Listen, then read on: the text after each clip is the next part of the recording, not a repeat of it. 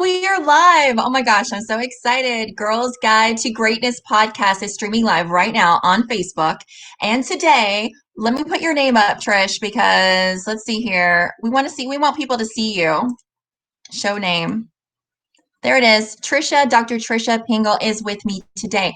Dr. Tricia is amazing. I've been following her on Instagram for a while now, and I think that what really caught my attention with you, Tricia, is that the things that you post, like the pictures of the food and the recipes, and when you go live, you have all this valuable information about how the body works and how we can optimize our energy and all these great tips, because I've noticed with people that they'll go quickly to doctors and pills and all these fast remedies, when honestly you're teaching how we can heal ourselves with and that just excites me. So I'm so glad you're on the show with me, and I'm super excited about the topic we have today: sleep health and how we can optimize our energy and our sleep and all this all this stuff about self-love and all this great stuff. So we're going to just dive right in. So Tricia, tell us a little bit about you and what you do, and we'll just go from there. That's great. Well, thank you, first of all, for having me. It's so nice to be here, and very nice to meet you and spend some time with you here. I think that's great. Yes, I'm Dr. Tricia Pingel, and I am a naturopathic physician, and my focus has primarily been on how stress impacts the body. So the things that we do in our general lifestyle that actually put us at risk for further disease, particularly the 10 main diseases that we see in America that we're dying from every single day, that we could do just little things, Right. to prevent. And so I'm very passionate about that, and I love getting out there and talking to people. So I really do appreciate you having me here today. Absolutely. So exciting. So you said you were also an expert on, I was reading your bio, you're an expert on fatigue and stress on the body too, which is it ties right into what our topic today, how the stress on our bodies on a daily basis can lead us fatigued. Therefore, you want to sleep, but then maybe you're too stressed out to sleep, right? Yeah. Yeah, tell us about that. Yeah, or you're depleting yourself in nutrients. Like we're meant to rest and digest. We're meant to heal, and our cells have to regenerate, and we have to absorb nutrients from our food. And when we're under stress, we don't do that well. And so that can cause us to not sleep well, or have us not rest even more. It's like I always say, if you're in the woods and you're running from a bear, you're not going to get restful sleep because you're going to be worrying about the bear, right? You're not going to stop and have sex. You're not going to stop and have a nutritious meal. You're just going to grab whatever you can and keep running. And unfortunately, in our society, that's what we do. We do that a lot. We just run. And we need to, I think, come back to the roots of really looking at proper nutrition, proper rest, proper restoration, and not beating ourselves up so much, maybe, for so many things. Right. That just puts more stress on our body, especially as women. We beat ourselves up all the time, and put so much pressure on ourselves to be everything. And it's okay to not be everything, to just trust your body, feed your body well, and be the best person that you can be. I love that. You're exactly right. And I was on a podcast with someone else. They were interviewing me, and I said, it's weird how with women, we feel like we have to give so much of ourselves all the time. We're giving everything to our jobs, our business, our family, our friends. And at the end of the day, we have nothing less left for ourselves. We're completely wiped. Yeah, totally. Absolutely. Completely wiped. So yeah. So what are the tips that you can give us today on how we can actually prepare ourselves to, recover, to really get a good night's sleep? Because people think that they have to sleep for a long time to get a good night's sleep, but I was told it's actually different, because everyone has their own circadian patterns, which means they can go into a deep sleep, and deep sleep and REM sleep are way more important than just, the hours that you're spending in sleep. Yeah, well, we move through normal sleep cycles, and there's these stages of sleep. So someone may sleep 10 hours, but they don't move into restorative sleep. And that's where I think a lot of the times when we're using sleep medications and things that kind of just, I guess if you're in the woods and you're running from a bear and someone comes along and hits you over the head with a mallet, right? You're out, but in your head, you're still thinking, oh my God, there's a bear. Oh my God, there's a bear, right? So same type of thing. You could be asleep, but not really be in restorative sleep. And there's 4 different stages of sleep that we move through. And a lot of people don't spend enough time in REM sleep, which is the real strong dreaming, strange dream type sleep. And that's where we repair ourselves. So yeah, we're thinking about the next thing all the time. Right, exactly. I know that I always love being able to, before bed, to take the time to kind of de-stress myself a little bit, kind of like write, if there's anything in my head, I'll try to write it out first. That way I can have everything out on the paper, and then I'll try to do some maybe light reading, kind of like prepare my body for sleep. And that actually has been helping, you know. So what are some tips that people can do to actually prepare themselves before going to sleep, like maybe an hour or so before? Yeah. Well, first of all, no screens, no cell phones in the bedroom. You don't need your cell phone for an alarm clock. I think I think that's one of the things that most people do. They go to bed, they look at their phone, they put their phone by the bed, they wake up in the morning. The first thing they do is look at the phone, they see what happened in social media. That's not helping. I think turning off electronics, turning off your phone, preferably by dinner time. Sit down with your family, sit down with your cat, your dog, whatever. Have that quality time, and then take time to relax. Now, a lot of people ask me about TV. I'm one of those people that before bed, I like to watch something really stupid or something kind of funny, like Three's Company, just because it takes my brain off my day. Right. So I think it comes down to, does what you're doing promote a bunch of thought and keep you awake? Reading Facebook probably keeps you up.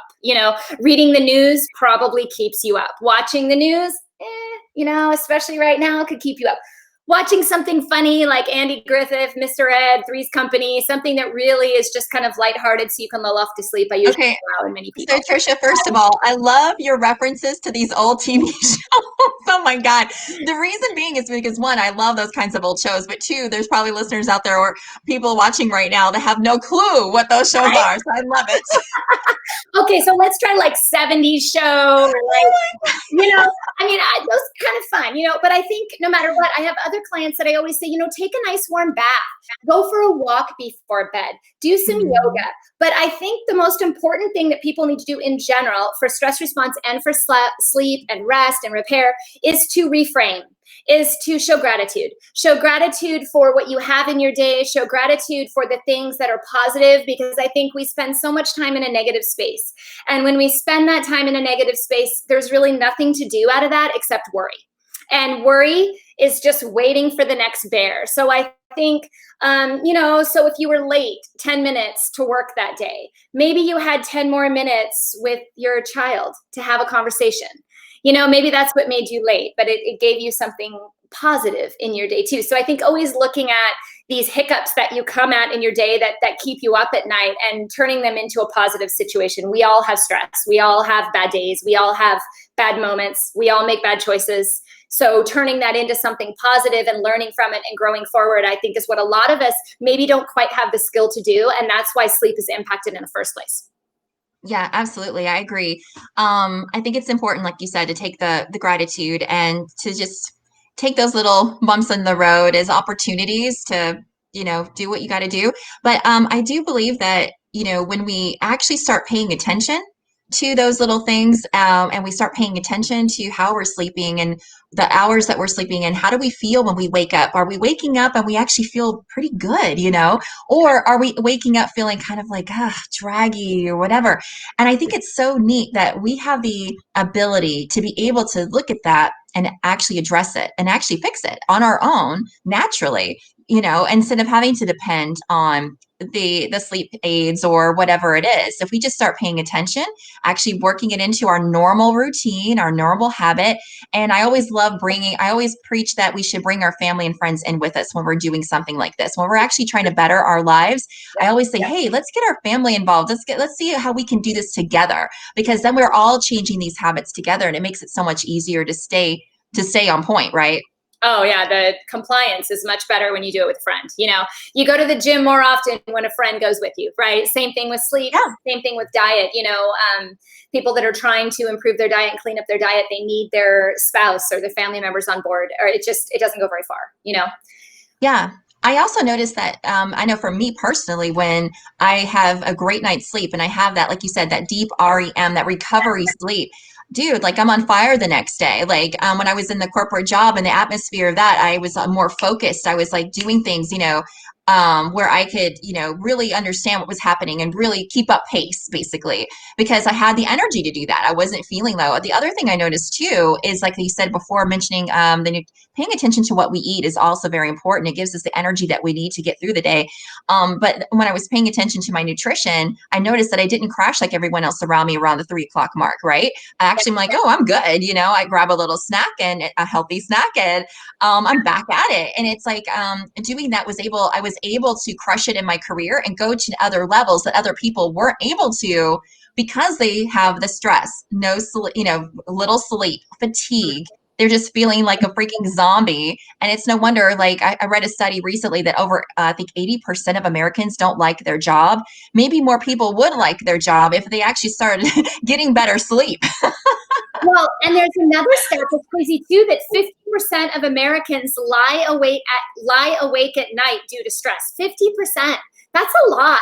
So, Yeah. I mean, whatever the stress may be, whether it's financial, whether it's relationship, whether it's work, whatever it is, it makes sense because of the number of benzodiazepines that are being prescribed and the antidepressants being prescribed and all of these medications that we're using that have side effects, when really a lot of it has to do with how we internalize stress. I always say it's like everyone has stress coming at them, right?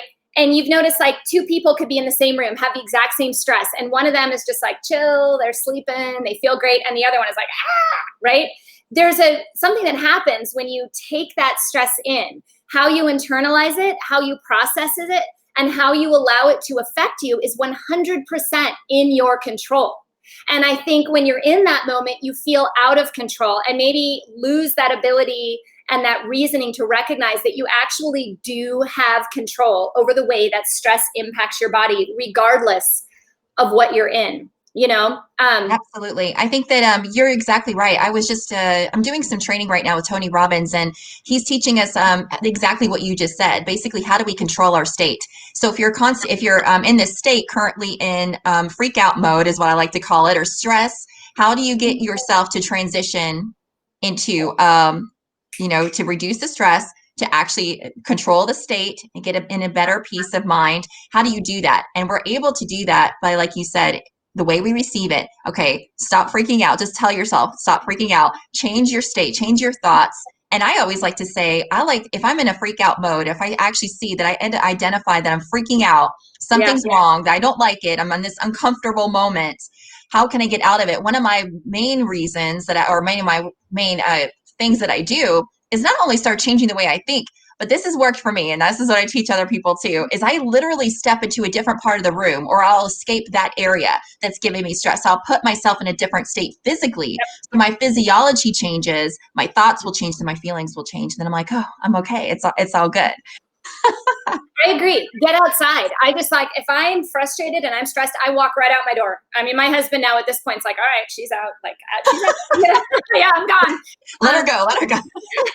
But there is actually research, and I was trying to look up the percentage because it was pretty crazy, but where you're under stress, that cortisol actually reduces your ability to reason in your frontal cortex. So when you get so much, when you're overstimulated, it actually takes away reason and memory. So you overreact. You start overreacting to situations that maybe you wouldn't have before. Your brain actually changes its chemistry when you're in a state of chronic stress. And so a lot of the times you just don't recognize it. And so one of the best ways that people can remember, run outside, I'm like, you're stressed, run, run like a bear. And they usually remember that. And just by walking around the block, you'll see reasons start to come back. You'll see them starting to breathe again. You'll see them kind of noticing the trees and the grass and the birds. It takes maybe 20 minutes or so. Is that about your experience, like 15, 20 minutes? Yeah, exactly. Even at the, yes. Reset. Yeah. I was going to say, even when I was working and I was in a high stress environment, I would have to take breaks outside. So I walk around the building, that sort of thing. And so, like you said, to recoup, to reconnect, to breathe, just take a breath. It's okay. So yeah, I think that's really important. So, if there was like 3 things that you could recommend to people out there right now, or just a few things that someone's been stressed out lately, they can't sleep, they're in overwhelm. 3 things that you think that right off the top of your head that they could probably incorporate in their life right now to start being able to kind of just relax and breathe, de-stress, and really incorporate a good night's sleep. Yeah, I think number one is breathing. I think that's something that seemingly is so simple that literally none of us do when we're under stress, and that's breathing in through the nose, out through the mouth, right? The whole goal of calming down is to, yeah, breathe, hold on. I love it. The whole goal of calming down or to reduce stress is to access the other part of the nervous system, which is the parasympathetic nervous system, which is ruled by a nerve called the vagus nerve. And the way that you stimulate a vagus nerve, which is what you need to do to take yourself out of that situation, is via a few different ways. Number one being breath, breathing in through the nose, breathing out through the mouth, just taking a moment. I would say number two, I definitely would say movement for sure. Exercise, just get outside, walk, jump, do jumping jacks, dance, something that gets the blood moving, that gets you focused on something other than what you're focused on. I think that's very important. And then thirdly, reframing the situation and expressing gratitude and finding the positive in the situation that feels so overwhelming in that moment. I think those are the three things that I practice on a daily basis as stress comes at me. And there are many more, but I think good top three right there. Oh, that is amazing. I love that. Breathing, movement, and reframing. I think that those are very powerful. And if the people listening out there are really dealing with that stress, I would highly recommend you try these. And if you do, reach out to Tricia, reach out to me. Let us know how it's affected you, how it's changed the way you sleep, how it's changed your vibration, your energy. You know, I love to see the transformation happen. So also, Tricia, let's go into your 30-day program. I think this is a perfect place to talk about that because people might want to say, hey, I need more than just three top things. I want to dive a little bit deeper. I really want to change my, see that change happen in my life. So I know you have a 30-day program. Can you tell us a little bit about that? Yeah. So when I was putting this together and I had started my practice many years ago, I looked at there were these different components that people had to do in order to achieve wellness or optimal wellness. And there was, of course, the physical, balancing out hormone irregularities, thyroid problems, gut issues, those types of things. There was also more of an emotional, spiritual component, things like learning how to reframe, meditate, accessing the vagus nerve. And then there's also the diet component, nutrition, how nutrition plays a role when stress is involved. For example, you could be low in vitamin B6, and that could affect your production of serotonin, which could make you gain weight, which could make you feel horrible, So what I did is I laid it all out in educating everyone on how stress impacts each individual part of the body, what nutrients you need to look for and what gets depleted, how to replenish those, what types of herbs are involved. So it's basically 30 days of a crash course with videos from me, tips, education, things to ask your doctor, how to get on the track of wellness. There's a cookbook, so there's a 30-day meal plan, there's an exercise plan, and there's emotional exercise as well, right? Because we have to learn how to reframe. We don't just know how to do that. So what it does, I love it. It guides the person through it, guides you through it for 30 days. There's also a private Facebook group where I pop in, see how people are doing. They can communicate, let me know how they're doing. They run into hiccups, on recipes, or they're struggling with something. I'm there to help them out. So it's a great program. I put my heart and soul into it. I am so proud of it. And the people who have done it, I have seen some amazing stories. I mean, just some amazing success stories of people that started so low and just almost, I don't want to say rock bottom, but almost at the point where they were just like, oh, forget it. Like, I'm never going to get over it. Like, the stress keeps coming at me. And to see where they were after 30 days and then after 60 days. And, it's a 30-day program, but the whole goal is for you to be able to maintain it for the rest of your life. Right. So you don't have to keep going to the doctor all the time. You don't have to have new things popping up all the time. It's a lifestyle change. And you can read more about that, totalhealthturnaround.com. I have a lot of information on there, and really excited. I hope people check it out. It's been great, and awesome. I love to see people's progress. I went into this with the goal of really teaching people how to be well. I had another patient say, she said, "Well, I don't have to really see you anymore," and I said, "That's great! Like, that's wonderful. If you can learn how to take care of yourself." And you don't have to put a ton of money into doctor's visits, that's great. I mean, Yeah, you know? that's fabulous. Absolutely. I always Yeah. say, because I love having health and fitness professionals on the show because I have a love for health and fitness overall to optimize our health. And actually, I've always trained myself and others that to be our own personal trainer. So basically, meaning taking responsibility for our results and really focusing on prevention versus medication because with when you focus on prevention then it's long term, it's like maintaining a healthy mind body soul for a very long time to come and to go into the aging and to as you age beautifully, you Yeah. age, functionally, and you have this mobility and you have life and full of energy. Who says that we have to age and go be haggard and sad and tired? No, right, we have a choice. And so when we choose preventive versus medication versus surgery versus all the horrible things that could come along with that, amazing things start to happen. And the cool thing also, Dr. Tricia, is that what you're teaching too, what I believe that we're all teaching is as leaders, as entrepreneurs, is that we're also sharing our light and our education and our talents and skills with others so we can build them up and then all of a sudden they can go out and share it with others. So we're kind of continuously passing the torch. I love Yeah, that. we share energy. I mean, that's what we do. We share energy with each other. We exchange. And everyone knows you run into someone who has an energy that's down and it exchanges down and it doesn't lift you up. And I think finding people that lift you up, spreading energy to others to lift them up, and all encouraging each other just to be well instead of always focusing on the negativity is really a powerful part of medicine that isn't uh, necessarily being looked at by all yeah, physicians. Many do, okay, many do. But when we look right. at the Eastern philosophy of medicine, where you get older and you become wiser and you become more, honored and appreciated and long lives. Where in America, we're kind of like, oh, you're over 60, bye. Young, you're out of here. I'm like, no, we have a long life to live. We have a lot to share. And, it's just a different philosophy between Eastern and Western. Yeah, it's funny you say that because I was just listening to a interview with Deepak Chopra, and he was saying that how he was so mesmerized by how the body has every prescription you could think of already in it. Yeah. So we always tend to run to the bottle when really our body is built with all the prescriptions built already. And it was just, I love listening to this guy, but it just opens your eyes, like you said, how we're conditioned as an American society versus other societies on how we look at our body and our health. I remember getting into health and fitness in the very beginning, over a decade ago, and I realized I was open to the fact that I realized that Americans go to the doctor when something's wrong, but Yeah. people over in Asia, they'll go to maintain their health. They maintain their health, but we always wait till something breaks Mhm. and then we go fix it. And Yeah, so and we're it's harder focusing to fix again.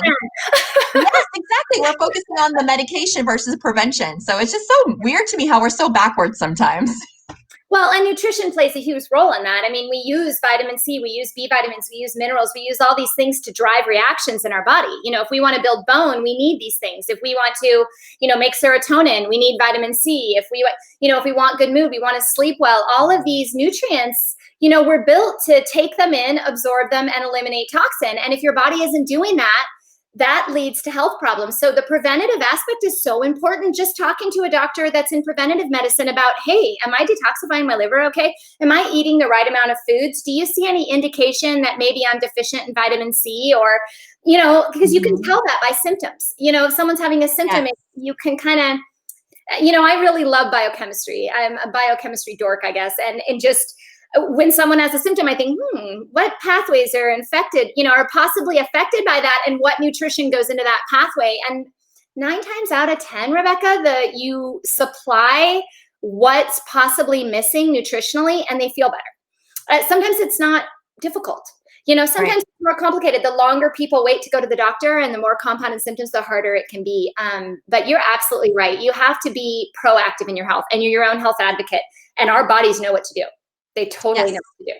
So I have another question. Last question for you is that because I know when I started learning more about how to biohack my health and how to optimize, I realized the importance of having naturopathic and a functional medicine doctor versus a normal doctor because I noticed that normal doctors, they're kind of like, they kind of treat the symptom, but they're like, yeah, maybe do this, eat less junk food and go work out. But when you go to a functional medicine doctor or a naturopathic doctor, you're more in depth. You're looking at true like levels and all these different things that, like you said, the missing pieces of the puzzle to really block that in there and then optimize. So can you tell us a little bit different, how the differences are Yeah, there? I mean, as a naturopathic physician, I spend on average 45 minutes to an hour with my client. So when you look at, a traditional office visit at 15 minutes, 20 minutes, a lot of the times that's not enough time, especially if you add in checking vitals, general, overview, whatnot. It's not always enough time to really discuss options or even discuss pros and cons of medication use, pros and cons of natural therapy. There are many doctors out there in the traditional world that do spend more time with their patients and do have stronger nutritional backgrounds. And I value them because you're right. A lot of the times people don't get their questions answered. And I think when we took an oath as doctors, it's to educate, and to do no harm. And so I believe that it's a doctor's job to educate the patient. This is what the situation is. These are the possible options. What would you like to do? And have a conversation as opposed to just a prescription. So I think when you look in the functional medicine world and you look in the naturopathic world, you find a more percentage of the doctors are willing to, have that conversation, provide the time for education, and do more extensive testing on finding the root cause. Why Right. someone's having a headache, as opposed to just suppressing the headache, which we can do as well. We can do that with herbal therapy. We can do that with medication. But ultimately, if you want to be well, you have to look for the root cause. So that's kind of the difference in philosophy. All of us have the training, like I said, I can prescribe a medication if I feel it's warranted, but I think that's a conversation and a decision that the patient needs to have. The patient needs to have that, be their own advocate. And if they're not ready to make a decision, they need to go home, be able to do their research, have the tools that they need, and then let me know, as opposed to me forcing them to make a decision, right then, Yeah. Right. Oh, that's great. Okay. So you had mentioned earlier, with doctor's visits, it's like 10 to 15 minutes in the room. Okay. You're not counting like the 2 hour wait time in the waiting room, right? Yeah, well, I have a deal. Anyone who's ever seen me as a patient, if the patient waits more than 5 minutes, I start to have a panic attack. Like, I'm like, no, we need to be on time. Oh, wow. Okay. Well, that's good. Well, I think any time that two people meet and come together, you're respecting each other's time.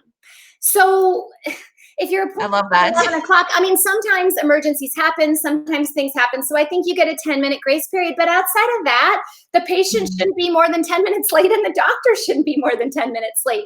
But also they are, in their defense, they are required with certain quotas that they have to hit per day, and often they're understaffed and support staff. So often it's difficult. In my type of practice, being a private practice, it's not. I don't have as much demand on me, so I can schedule people further out. They can't necessarily do that. So in their defense, I think that's a hole. I think that's a hole in the healthcare system that we need to do something about. Because I certainly Yeah. won't for 2 hours. I don't know if you will, but I'd leave. I'm not going to wait 2 Yeah. hours for something. Right. Yeah, it's crazy. Well, thank goodness I haven't had to be in a doctor's office. Thank goodness, because I'm like focusing on paying attention, my health and fitness. Knock on wood, we're in a good place. Yeah. We will continue to be in a good place. And is there anything else that you'd like to add, Tricia? I think this is a fabulous conversation. And to be honest with you, I could talk to you all day long about this stuff. I love it. Oh, you said you wrote a book, and it's on Amazon. Yeah, so I also have a book. It's similar. It's more in depth than the program. The program's more video based, guidance based. The book has a lot of the research behind it. The research why stress can cause diabetes. The research why stress causes cardiovascular disease. I think it's a fun read. I tried to make it fun and full of metaphors and humor, so that we could learn about our bodies. Like the bear. Like the bear. He's the main star. He is. And it is on Amazon. It is Total Health Turnaround. And you can find it on my website as well, drpingel.com. There's a link on the top that says bookstore. So check that out. And I have a little, see, it's. There it is, guys. Total Health. She's showing a picture of this. Awesome. Yeah, because we're going to actually have this recorded later on our podcast. Yeah. So we're going to actually, they'll be able to hear it and see it. So this is great. Total Health. I love it. Tricia, Yeah. you have been amazing. I'm so excited to have you on on the show, and I use you. Oh, and I was going to tell the guys out there, the guys and girls out there, to follow her on Instagram because she's got some great stuff that she puts out on the regular. This girl goes live. She shares her life with you. She shares all these great tips and hacks, and so she's fun to watch. And she has these amazing pictures of food and all these great tips about the health and all kinds of cool stuff. So go check her out on Instagram. And I'm sure we'll have you on the show again in the future, Tricia. Thank you so much. I truly appreciate your time with me. Thank It's you. my pleasure. Thank you for having me, and I look forward to talking with you in the future. Thank you to all of you out there. I appreciate your Thank you, Facebook. I'll see you guys later. time. Bye.